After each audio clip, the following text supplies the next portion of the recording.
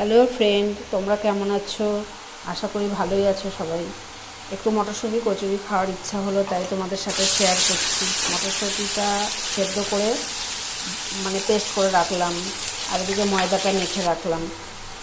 আর মটরশুঁটির পেস্টের মধ্যে আদা, জিরে, একটু লঙ্কা বাটা, একটু ধনের গুঁড়ো আর সামান্য একটু চিনি দেবো, মিষ্টি দিয়ে।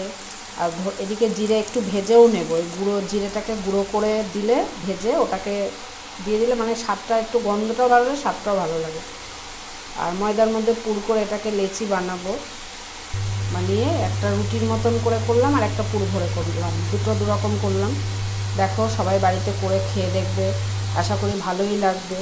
যদি ভালো লাগে, খারাপ লাগলেও বলো, ভালো লাগলেও বলো, কমেন্ট করে সবাই জানাবে কেমন হয়েছে।